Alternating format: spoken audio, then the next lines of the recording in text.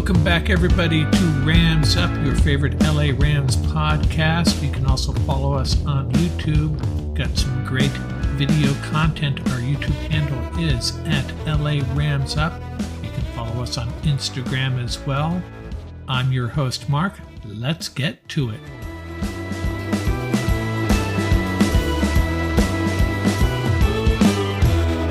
Welcome back, Ram fans. Episode 167 of Rams Up. In case you've missed it, we're continuing the countdown of the top 50 greatest Rams ever. On Monday, number 43 will be shared or has already been shared. So check that out. On Thursday, we will come back with our assessment of Rams tight ends as we work through every Rams position group leading up to the NFL draft. And then our next episode, we're hoping to have a new guest, a longtime Ram fan who has spent many years honing a very special skill, assessing college players and their skill sets and how they will translate to the NFL. And he's going to join us to talk about where the Rams might go in the draft and what their roster might look like in 2023. And that's kind of what I'm going to do this episode as well.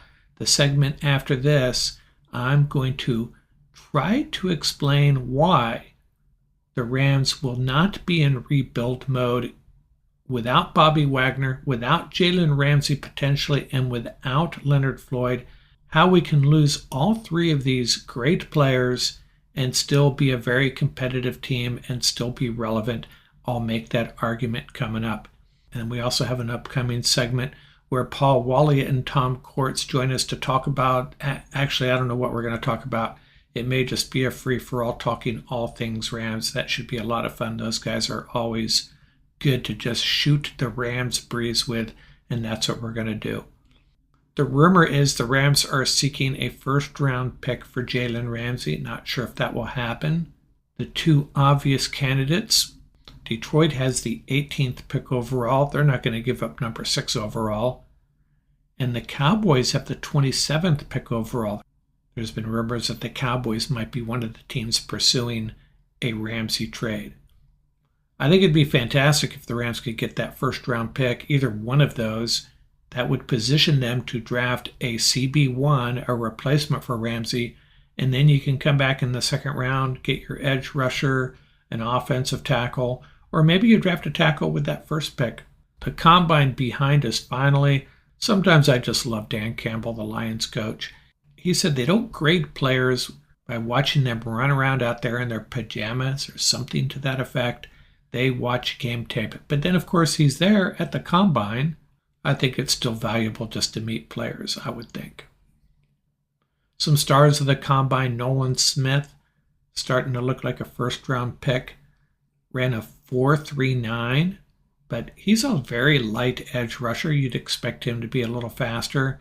And Zach Kuntz, this is the tight end I've been talking about for several weeks now, ever since Eric Mulder from the South End Zone podcast talked about him, and I've been following him and doing some research, and I thought, wow, this guy, 5th or 6th round tight end, let's grab him.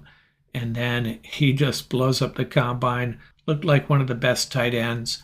He had the highest athletic score of any tight end from 1987 to 2023, Old Dominion Zach Kuntz.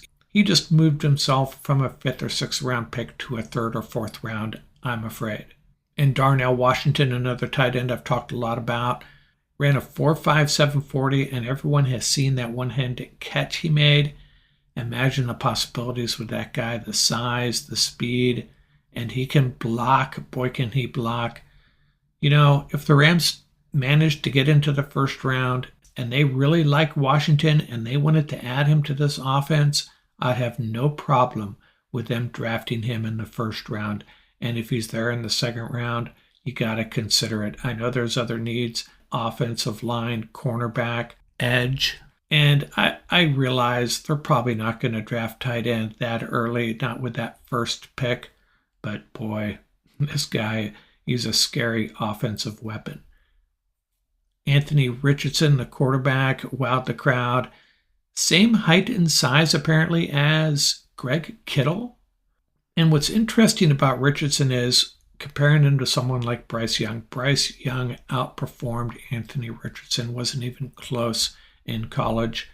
Bryce Young, everybody's overly concerned about his height and weight now, under 5'11", around 200 pounds, which is more than a lot of people were expecting. And Anthony Richardson is just showing off all these traits, that these measurables that make him look like a potentially crazy good NFL quarterback. I'm sorry, Bryce Young looks much more promising to me. I don't care about the measurables. Let's talk about production. That's probably what Dan Campbell would tell you, right? Some 40 times of note. Cornerback DJ Turner out of Michigan, 4.26. He wins the title as fastest man at the combine. Another cornerback, Jalorian Bennett, was right behind him, 4.3. Wide receiver Trey Palmer, a guy I've talked a little bit about, Nebraska, 4.33. The running back Devin A-Chain, a little disappointing. He was looking to break John Ross's combine record of 4.22. His fastest time was 4.32. So a little disappointing, but still, for a running back, very impressive. But you need to qualify these times. Everybody's talking about 3 times that they were really impressed with. Nolan Smith, the edge rusher, Devin A-Chain, the running back, and Kalijah Cansey, the defensive lineman, all showing off their speed, but all pretty much the lightest guys at their position. So you'd kind of expect that, right? And before we get to my rant, why the Rams will be very competitive without Bobby Wanger and potentially without Jalen Ramsey and Leonard Floyd. A couple of basketball notes. UCLA gets it done against the Arizona Wildcats. Wildcats burst out to a 13-2 lead. Bruins had control by halftime, led by as much as 14, probably secured a number 1 seed. However, Jalen Clark, their incredibly talented guard, one of the best defenders in the country, wearing a boot after the game. Still waiting to hear what happened with him. Hopefully he can come back. At some point during this tournament, they're going to be hurting if they don't have Jalen Clark. That guy is so valuable to this team. And the Lakers, without LeBron, beat the Warriors behind Anthony Davis's 39 points. They are now 1 game out of the play-in round. They just need to hang in there, win a couple of tight games like this, get into that 10 spot, get LeBron back, and we might be in for a Laker playoff run. We'll be back in a second with another Rams rant by yours truly. NBA fans, it's time to bring the hoops action to the palm of your hand with DraftKings Sportsbook. This week, new customers can bet $5 and win $200 in free bets instantly. Plus, for a limited time, all new and existing customers can get a no-sweat same-game parlay every day. Download the app now and sign up with code TPPN.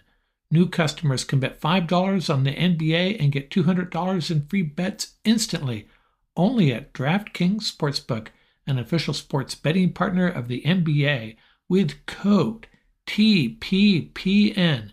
Minimum age and eligibility restrictions apply. Void in Ohio. See show notes for details.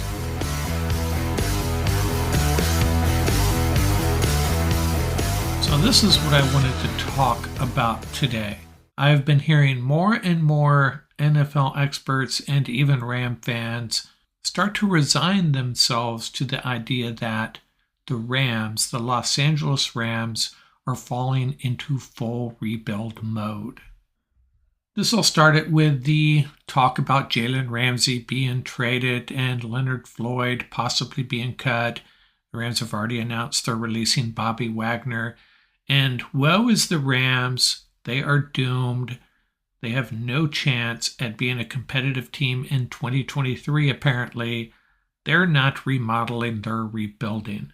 And I'm going to tell you that it's just not true. Even without Bobby Wanger, Jalen Ramsey, and even possibly Leonard Floyd, this Ram team's going to be pretty darn competitive. It kind of reminds me of last year when the Seattle Seahawks moved on from Russell Wilson and Bobby Wanger, two guys you could argue were their two best players. Gone, done with the Seahawks, and everybody thought the Seahawks were done as well. Their over-under win total for 2022 in Vegas was 5.5 games. 5.5 games. This was going to be a pretty bad football team. But as it turned out, they weren't. They were very competitive, actually made it to the playoffs. Probably the worst team in the playoff field, but nonetheless, they were in the conversation in December and January. And I feel pretty much the same about this Los Angeles Rams team, even if they don't have Jalen Ramsey and Leonard Floyd, even if they don't sign any significant free agents. But I do think they need to retain a couple of their own free agents and their exclusive rights and restricted free agents as well. Hit it in the draft pretty well, hopefully, and maybe after June 1st, sign a couple of free agents to bolster a couple positions. And you're probably asking, tell us more, how is this even possible? Well, let me do just that. Let's say they trade Jalen Ramsey and get, let's say, a second-round pick in return. I'm thinking the Detroit Lions, and they get that 48th pick in the draft. That's being fairly realistic, very conservative. They could get much more in return, but let's not go overboard here. Jalen Ramsey is gone, and the Rams have an extra second-round draft pick. And after June 1st, Leonard Floyd is cut, $15.5 million cap savings, but they basically have no edge rushers. They do, however, restructure some contracts. They're able to re-sign Greg Gaines, perhaps, but not A'Shawn Robinson. They re-sign Nick Scott and Troy Hill. That's realistic if they can restructure enough contracts and they have that cap savings with the Floyd cut. They re-sign Matt Gay. Be one of the more expensive kickers in the game, but let's say they get that done. And they retain all of their exclusive rights and restricted free agents for now. So, if they're able to do that, now the timeline's a little bit off here, free agency and the draft coming before a potential Leonard Floyd cut, but Les Snead will work some magic. And going into the draft, the Rams depth chart will look something like this. Quarterback Matthew Stafford, still have Wolford and Perkins retained for now. Running backs, Akers, Williams, and Ronnie Rivers. Tight end, same two guys, Higbee and Hopkins. Pretty established set of wide receivers, Cup, Allen Robinson, Van Jefferson, Skowronek, Atwell, Lance McCutcheon, perhaps, Brandon Powell moving on. Offensive line, a bunch of guys coming back, some question marks though.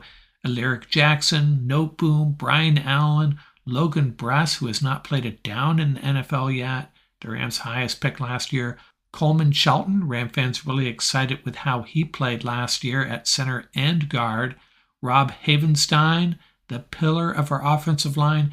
A.J. Akuri, last year's 7th-round draft pick, got in late in the year, so very unclear on what he brings to the table, though. And then Tremaine Ankrum, another guy. Rams have had him around for a couple years. Finally got in as a starter after all those injuries and promptly suffered his own injury on his second snap, done for the year. All these guys are coming back, though. On the defensive line, remember I proposed they retain Greg Gaines. So their defensive line's not in bad shape. Aaron Donald, remember him, 99. I would argue still the best player in the National Football League. Marquise Copeland, Jonah Williams. Bobby Brown? How good is he? We'll find out pretty quickly, I think. Ernest Brown. And remember, they have Laurel Murchison under contract for this year already.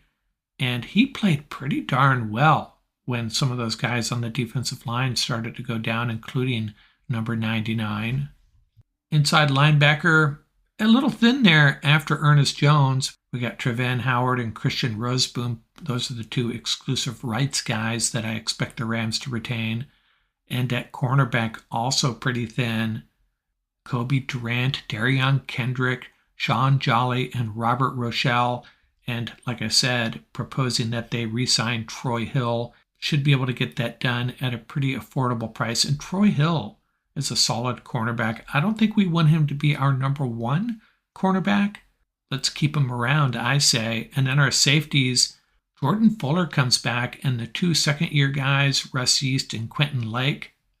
And finally, of course, Nick Scott. Let's retain him. Taylor Rapp's going to be out of our price range, and from what I can tell, most Ram fans will be happy to see him go. I will not. He is a very underappreciated Ram player, in my opinion, and when he moves on, we may end up ruining the day we let him walk. But we have 4 safeties if we retain Scott, and probably have to spend a late draft pick or find some undrafted free agents to come in and help us out with that group.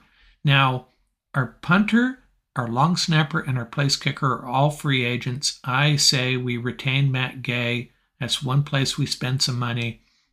Go find ourselves a punter and a long snapper. I don't mean to minimize their contributions, but I think we can find a couple guys off the street that can help us at those 2 positions. There's a couple guys coming out from the college ranks that could help us out there, and we could get them in as undrafted free agents, not overly concerned about punter or long snapper. And so what does that leave us with? It leaves us with 11 draft picks going into the draft. We would probably have more if we garnered a couple of picks for the Ramsey trade. So we have that 11 in total. And what will we do with those 11 draft picks? I would expect that first pick to be an edge rusher, someone like Keon White, B.J. Ojulari. Would Nolan Smith fall that far? Not sure. And the next 2 picks, let's go with a couple of cornerbacks, and there are some good ones that'll be available in the second round, guys like Clark Phillips III and Julius Brents. So immediately, we've beefed up our cornerback group. We have 2 second-year guys coming back, Kobe Durant and Darion Kendrick. We brought back Troy Hill, and we have 2 outstanding rookies, Clark Phillips III and Julius Brents. Do we have a number 1 cornerback, a CB1 as they say, out of that group? I'm not sure, but I feel a lot better about it. A little bit more of a conventional cornerback group than one dominated by a guy like Jalen Ramsey, who does a lot more freelancing out of that so-called star position. So I feel pretty good with that group. And we have 8 more picks. How about a running back, someone like Dwayne McBride? A quarterback late, someone like Stetson Bennett. And we can move on from Wolford and or Perkins. We could get a tight end like Zach Kuntz in the 5th or 6th round, and a wide receiver, someone like Trey Palmer. Inside linebacker, we're a little thin there. How about someone like Servosia Dennis? And I know I butchered that first name every time. Every time I try this guy's name, I pronounce it differently. Mr. Dennis out of Pittsburgh is the selection, and he's an immediate backup to Treven Howard and Ernest Jones. And then 3 more picks still to go, an interior offensive lineman to keep all you Ram fans out there that are overly concerned with that group, and then maybe a safety, and finally an interior defensive lineman, or maybe another edge rusher. And we come out of that with a team that has a pretty darn good group of wide receivers with one of the best in the league, Cooper Kupp, Matthew Stafford at quarterback, Cam Akers, and a promising rookie backed up by Kyren Williams and maybe Ronnie Rivers as well. Tyler Higbee, still a Ram, with Bryson Hopkins pushing for the starting job and someone like Zach Kuntz waiting in the wings. Our edge rushing group, still an area of concern if we do not keep Leonard Floyd, as I mentioned, and we have in that group a promising rookie, a highly touted rookie, along with Michael Hoyt. That would still be an area of concern. Inside linebacker, I think we'd be fine with Ernest Jones and a mid-round draft pick. Cornerback, a lot of young guys. It would be a little bit scary having that many young guys playing together. Maybe Les Snead has a card up his sleeve with regards to replacing Ramsey, but we can only guess at this point. Our safety group, a little bit thinner than in past years, but I'd certainly be okay with Jordan Fuller and Nick Scott, backed up by Quentin Lake and Russ Yeast. Special teams, I'm kind of glossing over it. We bring back Matt Gay and start hitting the pool halls for long snappers and punters, I guess. We'll get that figured out. So, all said and done, I've described what this team might look like without Bobby Wanger, without Jalen Ramsey, and without Leonard Floyd. I haven't mentioned bringing in a single external free agent, just re-signing a few guys like Nick Scott, Matt Gay, Greg Gaines, Troy Hill. And what does this team look like? We have extremely high-quality players at quarterback, wide receiver, and defensive line. 2 of them could be in the top 5 or 10 players in the league, something like that. A decent set of running backs, pretty good tight ends, a defensive line that is anchored by Aaron Donald and Greg Gaines, just like it was last year. Granted, no Ajon, but hoping Bobby Brown steps up. Ernest Jones, a talented inside linebacker. A very young but promising group of cornerbacks. Pretty solid safety group. And what are the question marks? The question marks, can this offensive line stay healthy and play well? Can they protect Matthew Stafford? Can they get our ground game going? And I admit it, that is a concern. And maybe that's where we look for a free agent to come in and help if we can free up some cap space. And how do we put pressure on opposing quarterbacks without Leonard Floyd, with Michael Hoyt and a rookie? So that's where you have to consider where the Rams can add a couple of people, and they can. It's just a matter of finding the right guy at the right price. An interior offensive lineman. People have talked about Dalton Risner. He's probably going to cost over $9 million a year. Not sure the Rams can get that done. I certainly don't think they can afford Isaac Seumalo, the Eagles' interior offensive lineman. He's probably going to be over $12 million a year. They could bring back someone like Ode Abushi, who played pretty well, $2.5 million, compete for a starting job. But maybe they can find the right guy to come in and fit in that offensive line and solidify it, at least some insurance in case we have that rash of injuries again. And on the edge, there's a few guys out there we could get at a very reasonable price, I think. A couple of ex-Rams. How about Okoronkwo? He had 5 sacks over the last 6 games with the Texans.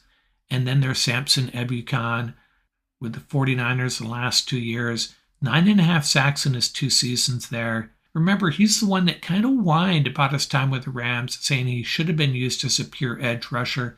Well, hey, maybe the Rams could use him like that now, but he may have burned a bridge with his comments. I don't think Okoronkwo or Ebukam are near the edge rusher that Leonard Floyd has been over the last few years, but that may be all we can afford at that position. There's a bunch of other guys out there. Arden Key, Javion Clowney, Robert Quinn. Most of these guys are either going to be too pricey or just too risky. How well can they produce at this point in their career? It may be a case of counting on whoever we draft in the second round, Michael Hoyt, and a mid-range free agent at that position to come in and get the job done for us, or maybe just some creative defensive schemes, something that was a little lacking with this team last season. So what I'm trying to get at here, this team that I described, you can call it a rebuild, you can call it whatever you want. To me, it truly is a remodel.